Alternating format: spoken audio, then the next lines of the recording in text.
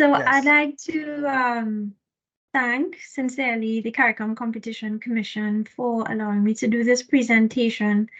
And I must say that I have truly enjoyed the presentations that have preceded me by Nivea as well as Dr. Gulati. A lot of the issues that they have raised, I will be touching on, perhaps not in as much depth, but by the end of the presentation, you would see that all these issues are really interconnected and interrelated. So as Nivea had mentioned, we are collaborating with the CARICOM Competition Commission in undertaking this project with regard to consumer protection within the CARICOM region. And this is part of the Commonwealth Connectivity Agenda's role and function to boost trade and investment across the Commonwealth. And we do this through our focused connectivity cluster groups, of which I lead the digital connectivity cluster that focuses on digital transformation and the digital economy. We do look forward to continuing our collaboration with CCC with regard to other projects concerning competition and consumer protection within the region. So to start, with regard to data, the term consumer data, and I know that Nivea has alluded to the fact that it's consumer and user is used interchangeably. It's intended to capture data concerning individual consumers where such data have been collected, traded, or used as part of a commercial relationship, inclusive zero-price digital services. So a lot of those free services also fall within consumer data. Such data can include personal data as well as transactional data. And it's very important within the digital economy because we find that data is really the lifeblood that drives a lot of our digital economy. Businesses rely on cross-border exchange of personal data to develop and sell new products, to improve their products and carry out targeted advertisement, which we will come to very shortly. But it carries the benefit that it improves existing business processes and logistics. As a result of which, and we find that within the digital transformation journey, and as more and more businesses globally move towards embracing e-commerce and digital transformation, smooth data flows provide an avenue, widening customer choice and the affordability of goods and services. But this has naturally led to an enormous growth in the volume and speed of digital data flows because it drives our transactions. At any point in time in the world, there are millions of transactions that are taking place simultaneously. The data generated can create both an opportunity to improve their customer engagement, but also creates a responsibility to keeping customer data safe. And I'm sure Dr. Gulati has referenced the importance of striking that balance in your relationship with your consumers between business and improvement of service delivery, but also balancing that with the rights of the customer. We have found that the prevalent exchange of data has given rise to grave concerns by governments and citizens about the effects of information being used and collected, often without the knowledge of data subjects. And the Caribbean is no exception to this, because we are all aware, and I'm sure every single one of you shops online, and you do your shopping and your purchasing within global markets, not just a regional market. The question is, do you have knowledge or even control of what is being done with your personal information? Do you even know that your information is being collected in the first place? There have been increasing global concerns about anti-competitive business practices through the unauthorized customer data sharing. I'm sure many of you receive randomized text messages on your phone, spam emails, and you wonder sometimes, how do these people get my email address? How do they get my personal customer details? How do they know about my customer preferences? As Nivea has pointed out, every single time you do anything on the internet, you are sharing information. That information is actively being guarded, analyzed. And a lot of companies use customer data analytics to undertake targeted advertisement. The use of AI and algorithms analyzing and creating profiles of customers' personal data, and used specifically to sway customer behavior has been the subject of international decisions whereby large conglomerates have been charged with anti-competitive behavior. This has, however, resulted in an overall decrease in the level of trust and confidence in business that handle personal and sensitive data. And this has been reflected within recent surveys. I just want to give you a snapshot of what a lot of customers out there think about a lot of the companies that collect our data. So looking at our first graph, we saw that customers view healthcare and financial service businesses as the most trustworthy. And there's generally a reason for that. It's because healthcare and financial services are usually required to add additional levels of protection. And usually there are specific legislative requirements, for instance, in the financial services that deal with putting in place security protections, as well as specific protocols in relation to the protection of customer confidentiality. The same goes for healthcare.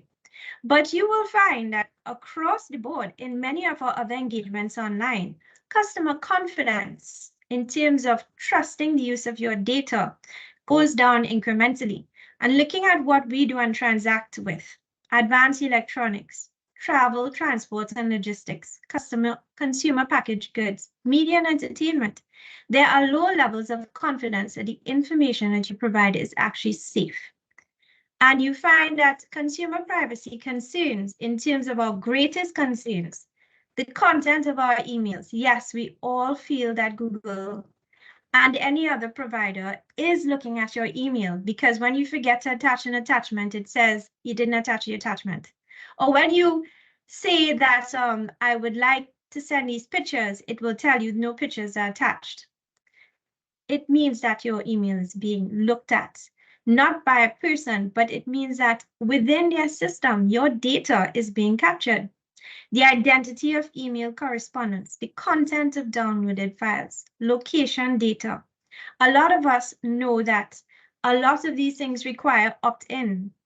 And a lot of us don't choose to opt in because we want to ensure that we don't want our personal information about where we have been, the pictures that we have taken, and the files that we have are shared and being viewed outside of your control and consent. That being said, and I'm sure a lot of you have concerns about that, what have been our response to this within the Caribbean? What have we done within the Caribbean to ensure that the rights of our market is protected? Because you find that in the aftermath of COVID-19, there has been well over 55% increase in the number of persons going online to conduct transactions, to undertake communications and access services.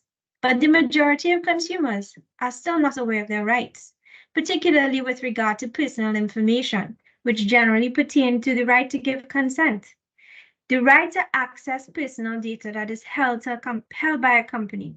Everyone actually has the right to rectify, erase, and processing restrictions, data portability, ability to object, and automated decision making. These are general rights that are included in GDPR, and you find that you would expect that within the Caribbean, we also have similar rights that are included in our data protection legislation. And I will get to that because in doing the research on and preparing this presentation, it was quite fun, but it was quite revealing to us as a region about where we stand and what should be our priorities. This is compounded by the fact that heterogeneity in data protection regimes and the absence of regulations of laws in some Caribbean states creates uncertainty in relation to key consumer right areas. And when I speak to heterogeneity, I mean that within the Caribbean, as Nivea has pointed out, even though we are a common group as CARICOM, there is no mandate. And we may agree on certain areas of priority, such as cybersecurity, consumer protection, data protection. There's no actual mandate for every state to put laws in place and also ensure that those laws reflect certain basic provisions in relation to data protection. It therefore results in a motley bag of data protection legislation and frameworks. That means that if I were to be a large multinational that is trading within the region, it would be very easy for me to, take advantage of certain loopholes. And then you look at the collection, use, and sharing of customer data can also affect competition.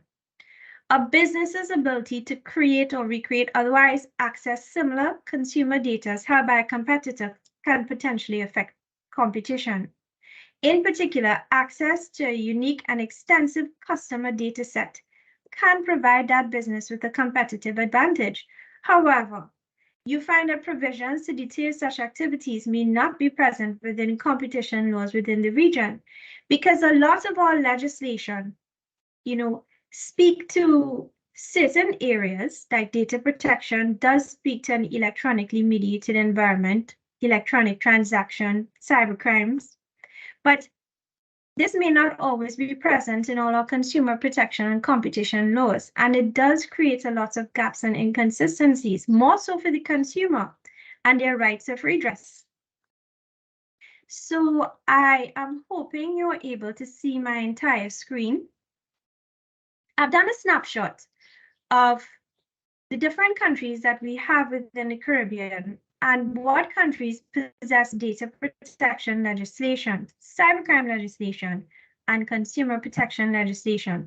Unfortunately, my screen is not big enough to also include competition legislation within this slide, but my colleague Nivea has pointed out that out of 18 member states within CARICOM, only 4 have legislation that actively regulates competition.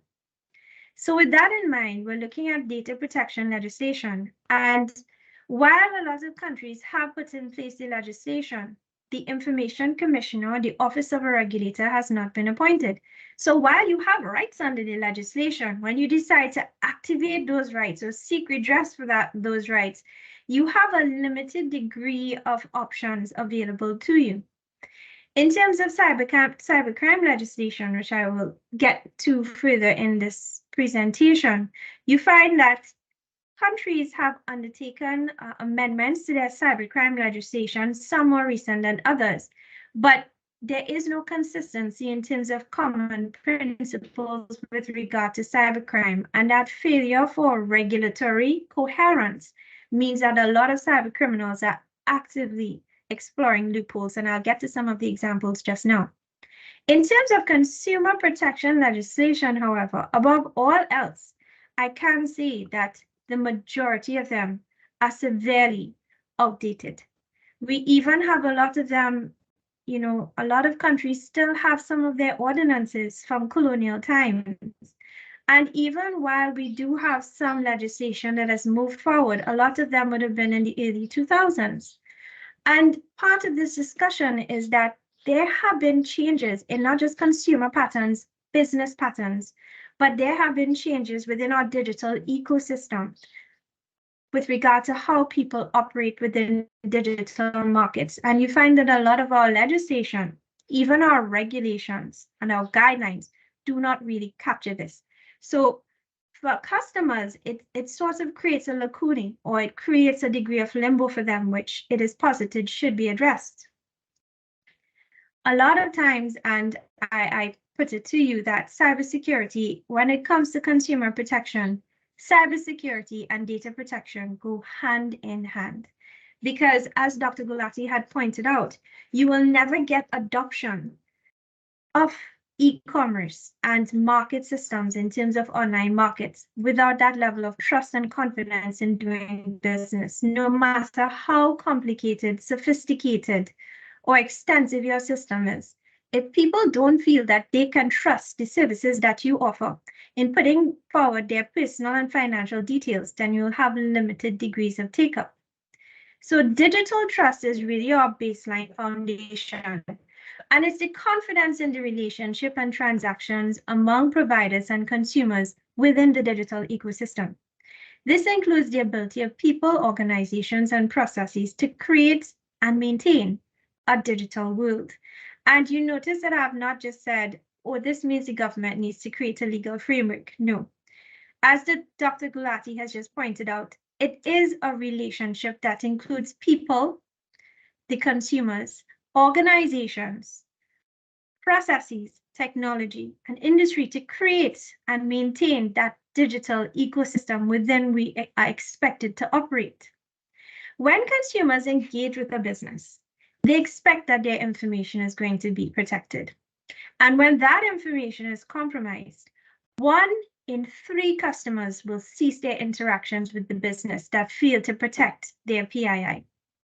You find that based on recent global cybersecurity attacks, where there has been mass exposure of sensitive information, financial information, over 51% of those customers would have indicated that they no longer would like to do business with that company.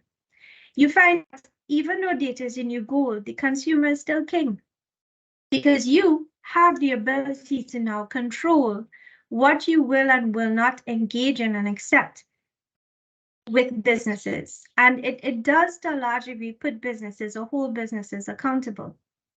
After an initial cyber attack occurs, the lasting impacts of that attack continue not just for the time that the services are not available or the system is down. If customers' data is stolen during cybercrimes and are subsequently sold to malicious actors, one attack can turn into a headache of fraud, identity theft, social engineering scams for the reasonable future. So it's not just, I've had an attack, it was awful, let's move on. It can have future and recurring detriments. Cyber attacks that compromise personal medical information in the healthcare industry, important financial details, can also cause emotional and financial distress. And within the Caribbean, we are no strangers to this. I'd like to draw to or ask you to recollect or jog your memory for that recent attack, I think it was last year or the year before, with regard to Massy stores and Massy distribution companies, where there was a hack and then there was a ransomware attack where they said that we will hold your data unless you pay us a ransom. But 5 months after that attack, 17 gigabytes of data was dumped on the internet. And this included names, addresses, taxpayer registration numbers, signatures of Massey employees and contractors. And that therefore means that outside of the attack itself, which crippled the services, you still had potential customers and contractors being susceptible to identity theft or similar types of attacks. The similar occasion occurred with regard to Answer McCall up to very recently, when there was a ransomware attack. And then you found that a lot of information was dumped on the open internet because it was alleged that they did not pay the ransom. So when we look at how customers deal with cybersecurity, business cyber hygiene is absolutely critical, because the impacts of inappropriate or lack of safeguards can have long-term and lasting effects upon consumers. So let's look at regional trends. I am referencing this information from a recent paper published in the Commonwealth Cybercrime Journal. We're looking at the number of compromised accounts across the Caribbean, and this would be email and online accounts. We found that within Jamaica, there was the highest number, and this would have been in 2021. So this is at the height of COVID, everybody's online, everybody's using this for communication. And you find that this is followed closely by Barbados, Belize, and countries such as the Lower Quarter, Trinidad, St. Vincent, Antigua. There was a direct correlation between having adequate safeguards with regard to internet servers and also solutions and firewalls, information security solutions that actually served as a positive deterrent with regard to the compromise of accounts. So it's not just the legislation, and this is what I'm getting to next. It is very important that businesses, as part of their design, as part of their business structure, establish institutional safeguards that implement secure internet infrastructure, monitoring solutions, a strong incident response team backed up by an incident response plan. And this also involves informing customers or your customer base when there has been a cyber attack and what are the remedial actions that can be taken.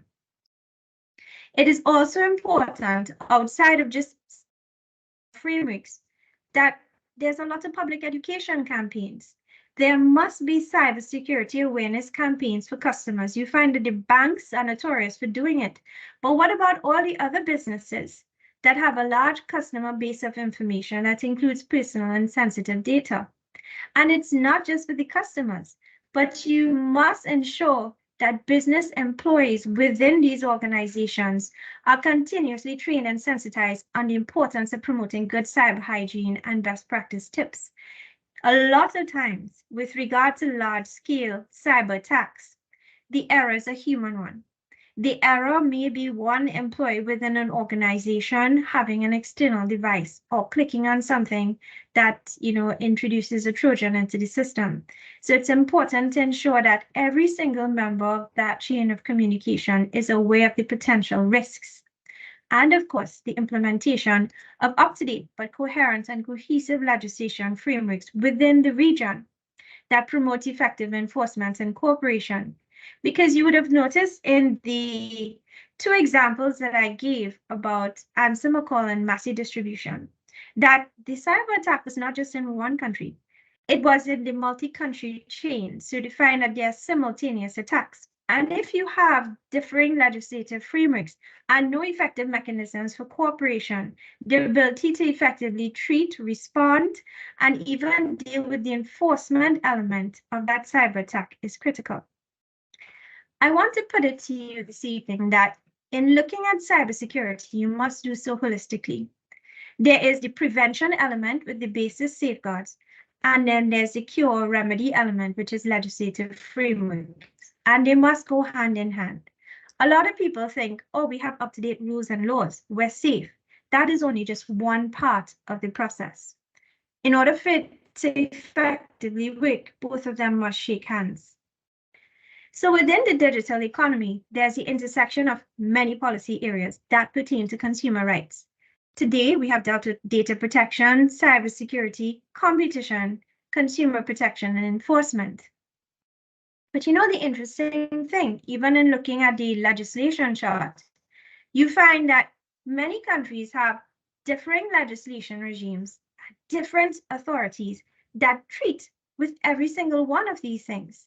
And you find that within the digital market and digital ecosystem, all of these issues affect the consumer.